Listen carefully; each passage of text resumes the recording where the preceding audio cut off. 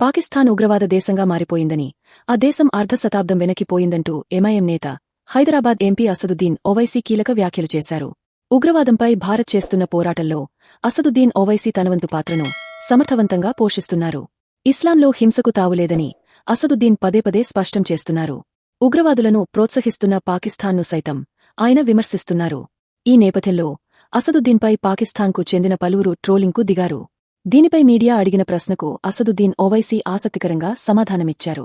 పాకిస్తాన్లో ఉన్నవారికి భారత్లో ఉన్న నేను మాత్రమే కనిపిస్తున్నాను. నాకంటే అందగాడు వారికి కనిపించలేదేమో, అందుకే నా ప్రసంగాలు వింటూ ఉన్నారని ఓవైసీ అన్నారు. నా ప్రసంగాలు విని మీ మెదడులో ఉన్న చెత్తను తొలగించండి. అది అందరికీ మంచిది, మీ అజ్ఞానం కూడా అంతమవుతుందంటూ అసద్ కౌంటర్ ఇచ్చారు. ఇటీవల అఖిలపక్ష సమావేశానికి కేంద్ర హోంశాఖ మంత్రి అమిత్ షా స్వయంగా ఫోన్ చేసి అసదుద్దీన్ ఓవైసీని ఆహ్వానించారు. అప్పటినుంచి ఓవైసీ పాకిస్తాన్ దుశ్చర్యలను ఎండగడుతూ ఉన్నారు. పాకిస్తాన్ ఉగ్రవాద దేశంగా మారిపోయిందని, ఆ దేశం అర్ధశతాబ్దం వెనక్కిపోయిందంటూ అసద్ కీలక వ్యాఖ్యలు చేశారు. ఇలా సమయం వచ్చిన ప్రతిసారీ పాకిస్తాన్ తీరుపై అసద్ ధ్వజమెత్తుతూనే ఉన్నారు.